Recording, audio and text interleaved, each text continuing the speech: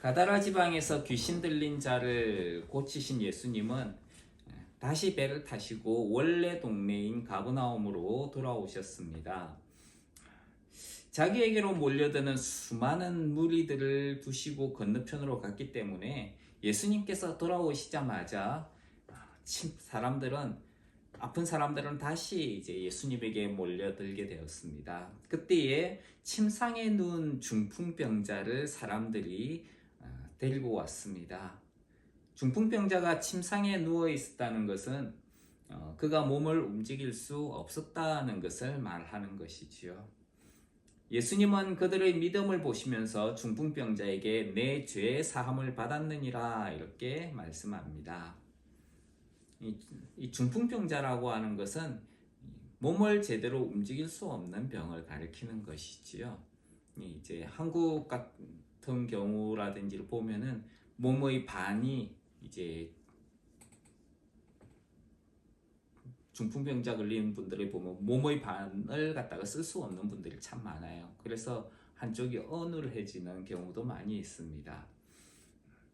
일반적으로 예수님께서 누군가를 치료하실 때에는 그 치료를 받을 대상의 믿음을 요구하시는 것을 보게 됩니다. 여기에서도 보면은 그들의 믿음을 보셨다라고 이야기를 합니다. 그런데 여기에 그들이라고 하는 존재는 도대체 누구인가? 그들의 믿음을 보셨다.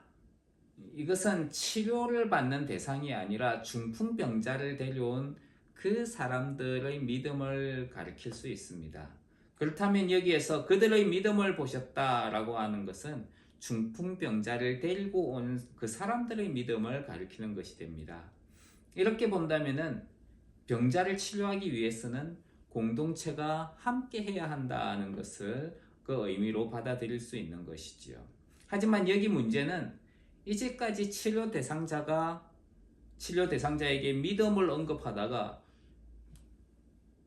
그 사람의 믿음은 안 보시고 중풍병자들의 믿음만 보셨다 하게 되면은 치료 대상자는 믿음이 없이도 병 고침을 받을 수 있는가?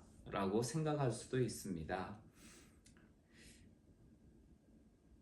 그렇다면 여기에서 그들의 믿음을 보셨다는 것은 중풍병자에게도 믿음이 있었다라고 하는 것을 알 수가 있습니다. 이제까지 병자의 믿음을 요구하셨다면 여기서 저희의 믿음을 보셨다는 것은 중풍병자를 데려온 그 공동체의 믿음과 그리고 중풍병자를 포함한 이 모두의 믿음이 포함이 되는 것이지요. 이 두 경우 모두 공통점을 발견할 수 있는데 그것은 예수님 앞에서 우리가 회복될 수 있는 방법은 오직 믿음이라고 하는 것에 의해서다는 거예요. 믿음이 사람들을 회복시킬 수 있다는 것입니다. 그래서 성경은 믿음으로 믿음에 이르게 한다라고 이야기를 하지요. 예수 그리스도를 믿음으로 말미암아 우리의 삶이 믿음의 삶으로 나아가게 되는 것이지요. 저희의 믿음을 보셨다. 예수님은 중풍병자에게 안심하라 내 죄 사함을 받았느니라 이렇게 말씀합니다. 안심하라는 말씀은 그 자체로도 얼마나 위로가 되는 말씀인지 모릅니다. 병에 걸렸다면 그 기간이 오래였든지 아니면 얼마 되지 않았든지 간에 그 자체만으로 불안한 날의 연속을 보내게 됩니다.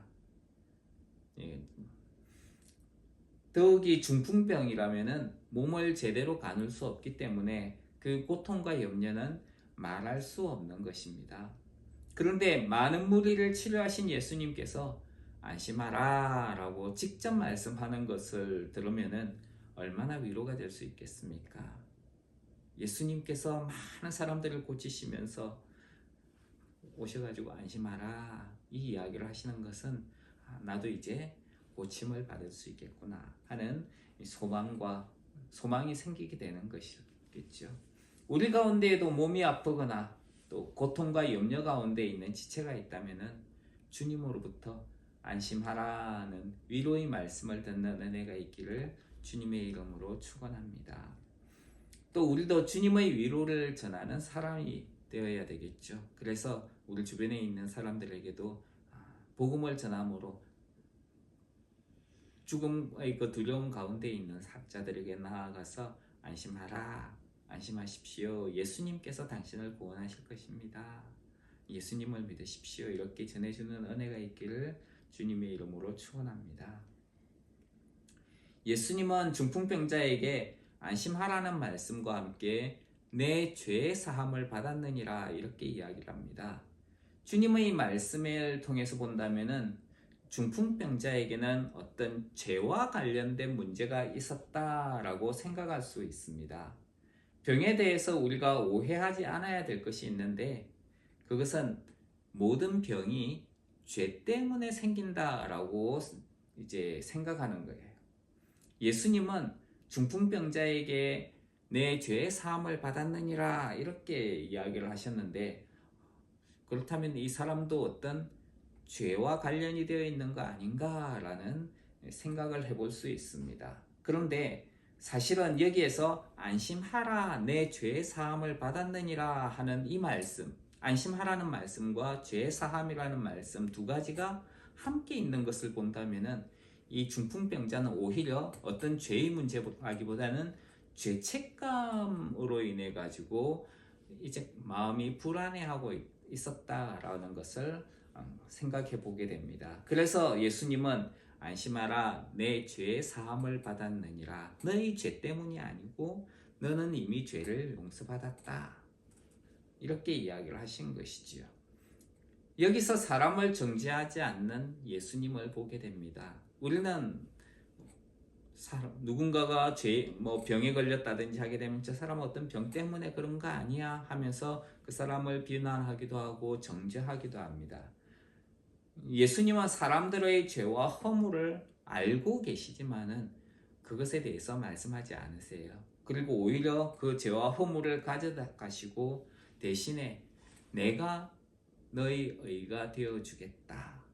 그래서 자기의 의를 우리에게 주시는 분이십니다.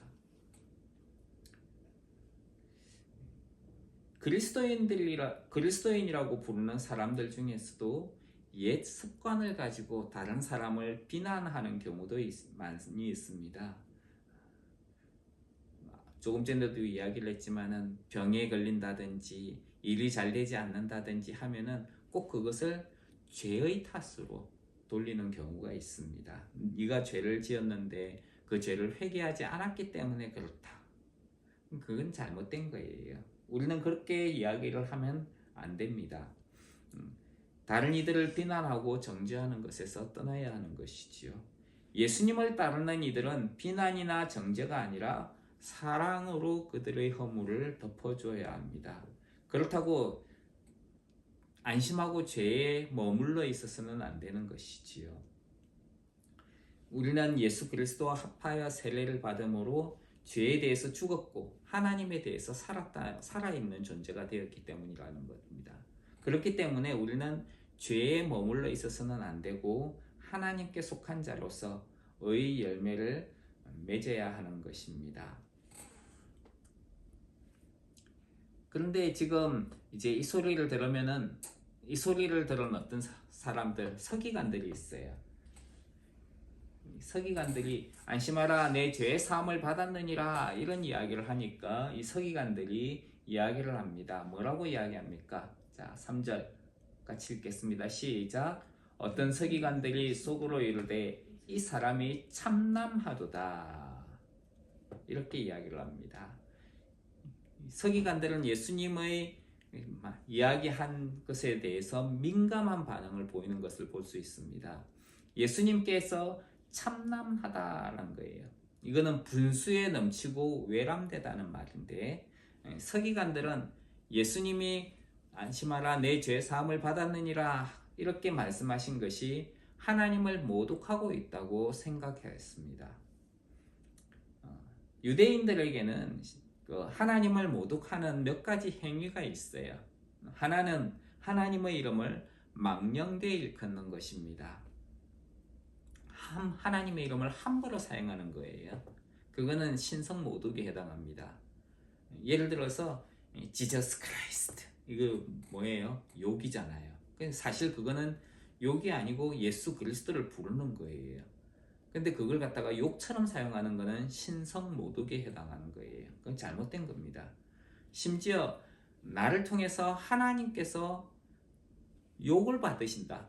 그럼 하나님의 이름을 망령되이 일컫는 겁니다. 내가 하나님의 이름을 함부로 부르는 것뿐만 아니라 나 때문에 하나님이 욕을 받으신다 그러면은 그건 하나님의 이름을 망령되이 부르게 하는 거예요. 예수 믿는 사람이 저래 이런 식으로 하는 거는 하나님께 영광이 되지 않는다는 것입니다. 또 신성 모독에 해당되는 것은 하나님만 할 수 있는 것을 사람이 하거나 말하는 경우입니다. 예수님은 내 죄 사함을 받았느니라 이렇게 말씀을 하셨는데 오직 하나님만이 할 수 있는 말씀을 예수님이 하셨다. 그래서 예수님이 하나님을 모독했다라고 판단하고 있는 것이죠. 죄 사함이라고 하는 것은 오직 하나님께만 있고 하나님만이 하실 수 있는 거예요. 예수님께서 내 죄 사함을 받았느니라 이 말씀을 의도적으로 하신 것처럼 보입니다. 그것은 내가 하나님이다 하는 것을 사람들에게 드러내시기 위한 것입니다. 하지만은 예수님을 하나님으로 알지 못하는 사람들은 예수님에 대해서 오해할 수밖에 없는 것이죠. 예수님이 신성모독을 하고 있다. 사실 죄를 용서받기 위해서는 상대방에게 잘못을 행한 그대로 갚아주어야 됩니다. 그것에서 지나 그에 상응하는 보상도 함께 해주어야 됩니다. 그것을 보상제라고 이야기를 합니다. 우리 성경에서는 속건제라고 이야기를 합니다. 그리고 하나님 앞에 그 잘못한 죄에 대해서 제물을 드리고 용서를 빌게 되어 있습니다. 하지만 이런 일을 행했다고 잘못을 행한 상대방으로부터 자유로울 수 있는 사람은 또 없습니다. 율법적으로는 모든 것을 다 행하였으니 아무 문제가 없다라고 생각할 수 있습니다. 하지만 양심과 도의적인 책임감에서 벗어나지 못해가지고 죄책감을 가지는 사람이 생길 수 있는 것이죠. 이런 경우에는 그런 죄책감 때문에 자신감을 잃게 되고 아무것도 할 수 없는 무력감에 빠지게 되는 것입니다. 여기 보면은 중풍병자가 죄책감으로 인한 무력감에 빠져 이런 중풍병에 걸린 것이라면은 제일 먼저 해결해야 될 것은 죄책감으로부터 벗어나는 것입니다. 하지만 이런 죄책감은 사람이 없애줄 수 있는 게 아니지요. 하나님으로부터 죄의 사함을 선언받아야 되는 것입니다. 죄책감만이 아니라 모든 죄의 사함은 하나님으로부터 선언을 받아야 됩니다. 그래서 성경은 그 불법을 사하심을 받고 그 죄를 가리우심을 받은 자는 복이 있고 주께서 그 죄를 인정하지 않을 사람은 복이 있다. 그렇게 이야기를 합니다. 율법적인 것으로 모든 조건을 만족하게 행했지만은 율법은 우리에게 만족을 줄 수가 없습니다. 율법은 형식에 속한 것이기 때문입니다. 완전하지가 않은 것이죠. 또 율법은 아무것도 사람을 의롭게 만들 수 없습니다. 율법은 단지 죄가 있으면 그 죄가 있다고 지적해 줄 뿐이지 그 죄를 없앨 수는 없는 거예요. 중풍병자의 사건을 통해서 중풍병자는 율법의 행위로 의로움을 받을 수 없었다는 것을 알 수 있습니다. 그런데 하나님께서 임하실 때에 그 죄책감은 사라지게 됩니다. 이것은 오직 믿음으로 말미암는 하나님의 은혜이기 때문에 그렇습니다. 아브라함이나 그 후손에게 세상의 후사가 되리라고 하신 언약은 율법으로 말미암은 것이 아니요 오직 믿음의 의로 말미암은 것이니라 이렇게 말씀합니다. 여기에서 후사라는 말 대신에 죄 사함이라는 말을 넣게 되면은 하나님의 후사는 아브라함이나 이제 그 후손에게 세상의 후사가 된다. 이 말 대신에 죄 사함이라는 말을 넣게 된다면은 하나님의 후사는 죄를 사함을 받는 존재이기 때문입니다. 그래서 아브라함이나 그 후손에게 죄 사함을 받으리라 하신 언약은 율법으로 말미암은 것이 아니라 오직 믿음의 의로 말미암은 것입니다. 이렇게 이야기가 되는 것이지요. 우리는 오직 예수 그리스도 안에 있는 믿음으로 모든 죄가 사함을 받게 됩니다. 예수님께서 내 죄 사함을 받았느니라 하는 말씀을 통해서 죄책감으로 고통받는 이들이 위로를 받을 수 있습니다. 세상에는 죄책감으로 고통을 받는 이들이 많이 있어요. 예수님 안에 있으면은 모든 죄를 용서받게 됩니다. 혹시 여러분들이 죄책감을 아직도 가지고 있는 분들이 있습니까? 예수님께서 우리의 모든 죄를 용서해 주셨습니다. 예수님을 믿는 자들에게는 하나님께서 그 모든 죄를 용서해 주시는 것이지요. 그리고 결코 죄로 인한 정죄를 당하지 않게 되는 것입니다. 그런데 예수님은 서기관들이 예수님을 향하여서 참남하도다 라고 생각한 것에 대해서 그것을 악한 생각이라고 이야기를 합니다. 사실 예수님을 참남하다 라고 이야기하는 것은 그건 잘못된 것이지요. 당시의 서기관들은 예수님이 이런 이야기를 하는 것에 대해서 예수님이 하나님이신 줄 몰랐기 때문에 예수님을 참남하다라고 생각을 했습니다. 근데 여기서 알리고자 하는 중요한 것은 예수님이 누구신가 하는 거예요. 마태는 예수님에 대해 생각하지도 않고 단순히 인간적인 생각으로 예수님을 판단하는 것은 잘못된 것이다. 그것은 서기관과 같은 무리에게 그렇게 잘못된 생각을 하는 이들에게 지금 경고를 하고 있는 거예요. 예수님을 참남하다.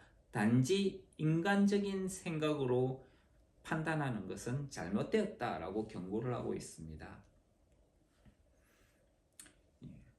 예수님은 과연 그런 어떤 분인가? 예수님은 죄를 사하시는 권세가 있는 분이다. 이것을 지금 이야기를 하고 있습니다. 즉 예수님은 하나님이시다. 이것을 이야기하고 있는 것이지요. 서기관들이 하나님을 향한 사랑과 열정보다는 지금 이 서기관들은 율법적인 자세를 가지고 사람을 판단하고 있습니다. 인간적인 생각을 가지고 예수님을 비난하는 것이지요. 그래서 예수님은 자기 자신이 하나님이신데 그 하나님이신 예수님을 사람들이 그냥 비난하는 것이 잘못된 것이다 라고 이야기를 하는 것입니다. 서기관들은 예수님을 알지 못하면서 비난을 하고 있습니다. 누군가를 제대로 알지 못하고 내 마음에 들지 않는다며 상대방을 비난하며 판단하는 것은 사람들이 너무나 잘하는 행동이지요. 하나의 말이나 행동으로 사람을 비난하고 정죄하는 것입니다. 오전에 늦게까지 잠을 자다가 오후에 화려하게 꾸미고 집을 나서는 여자를 보면서 어떤 사람들은 저 사람 밤일하는 사람이야 창녀다 라고 함부로 단정을 짓습니다. 나이 많은 사람이 젊은 여자와 함께 사는 것을 보면서 무조건 불륜으로 몰아가는 경우도 있습니다.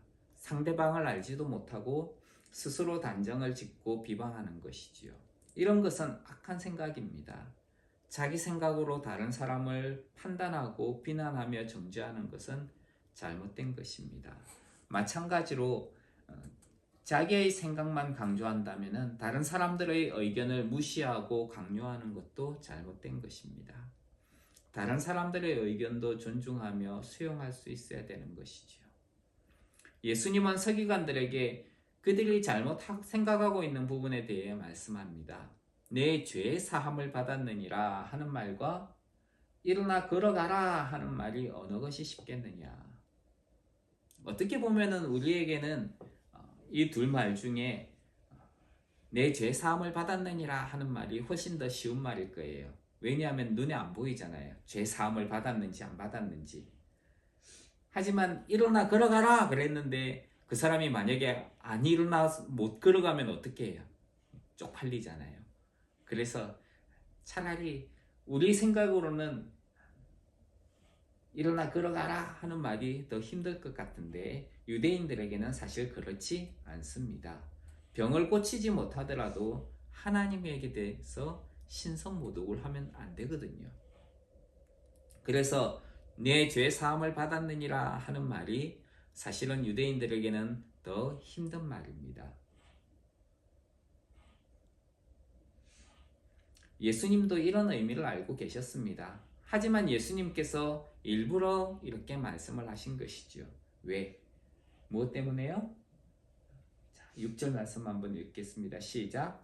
그러나 인자가 세상에서 죄를 사하는 권세가 있는 줄을 너희로 알게 하려 하노라 하시고 중풍병자에게 말씀하시되 일어나 내 침상을 가지고 집으로 가라 하시니, 예수님께서 죄를 사하는 권세를 가지신 하나님이라는 것을 사람들에게 알리기 위해서 일부러 이 말씀을 하셨다는 것이지요. 중요한 것은 중풍병이 나은 것이 아닙니다. 죄 사함을 받았다는 것이 더 중요한 것이지요. 예수님을 믿으면 복을 받는다라고 이야기를 합니다. 어떤 사람들은 그 복을 돈을 많이 벌고 건강하고 유명해지는 것으로 생각합니다. 만약에 건강을 생각을 한다면은 죄 사함을 받았느니라 하는 말이 별로 의미가 없을 거예요. 왜냐하면은 내 죄 사함을 받았느니라, 일어나 침상을 가지고 일어나 걸어가라, 아마 순서가 바뀔 수도 있을 거예요. 죄는 하나님과 우리 사이를 단절하였습니다. 그래서 하나님과 원수인 관계에 우리는 놓여 있었던 것이지요. 죄는 우리를 영원한 죽음으로 끌어갑니다. 죄는 우리를 하나님 앞에서 쫓아내게 만들었습니다. 다시는 영원한 하나님 나라에 들어갈 수 없게 만든 것이지요. 그런데 하나님께서 우리의 죄를 용서해 주신다는 거예요. 우리를 괴롭게 하던 죄의 문제가 해결된다면 이 모든 것은 회복이 되는 것입니다. 하나님과 우리 사이가 회복이 되고 또 하나님과 우리가 화목하게 되는 것입니다. 우리의 죄가 용서받게 된다면 영원한 죽음이 아닌 영원한 생명을 얻게 됩니다. 또 우리는 영원한 하나님 나라에 속하게 되는 것이지요. 죄로 인해서 모든 잘못된 것들로부터 회복이 일어나게 되는 것입니다. 이 회복은 단순히 옛날의 상태로 돌아가는 것이 아니라 그보다 더 나은 존재가 되게 합니다. 예전에는 하나님의 피조물 가운데 하나였지만은 이제는 하나님의 자녀가 되는 것입니다. 예전에는 에덴에 있었지만은 이제는 하나님 나라인 천국에 가게 되는 것이죠. 거하게 되는 것이죠. 피조물들도 옛날에는 피조물이었지만 이제는 하나님의 영광의 자유에 이르게 될 것입니다.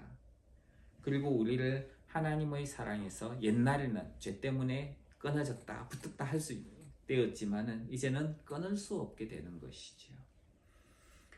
하나님의 권세를 가진 예수님은 중풍병자에게 일어나 내 침상을 가지고 집으로 가라 라고 이야기합니다. 예수님 앞에 올 때에는 이 중풍병자는 침상에 눕혀서 왔습니다. 그런데 회복이 된 그 사람은 자신이 가지고 온 침상을 들고 집으로 갑니다.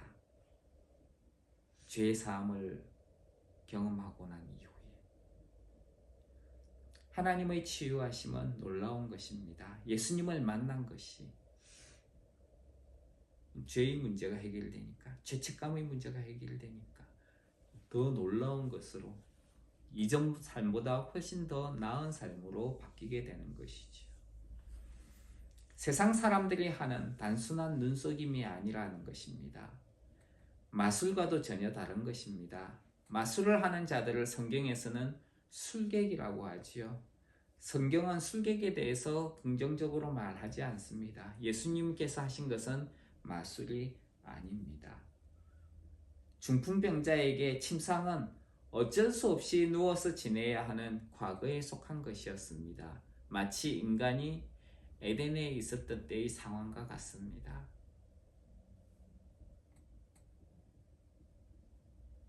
그런데 어쩔 수 없이 그럴 수밖에 없었다. 이건 상황과 변명이에요. 이것은 죄의 영향력으로 인해서 생긴 것들입니다. 뱀이 나를 꿰물어 어쩔 수 없이 내가 먹었습니다. 나도 어쩔 수 없는 상황이었습니다. 그것은 상황을 내가 통제하지 못했다는 거예요. 그것은 다른 사람들에게 염려가 되고 또 그런 존재를 믿을 수 없다는 인식을 주기에 충분합니다. 하지만 하나님은 상황을 다스리고 계시는 분이십니다. 우리는 하나님을 믿는 사람들이지요. 그렇다면은 우리는 어쩔 수 없이 그럴 수밖에 없었다는 상황이나 변명이 아니라 하나님의 뜻을 찾아서 그것을 믿음으로 발걸음을 내디디며 다스려야 하는 것이지요. 어쩔 수 없이 그랬다는 것, 침상은 길거리에서는 더 이상 필요 없습니다. 집으로 가져가야 되는 것이지요.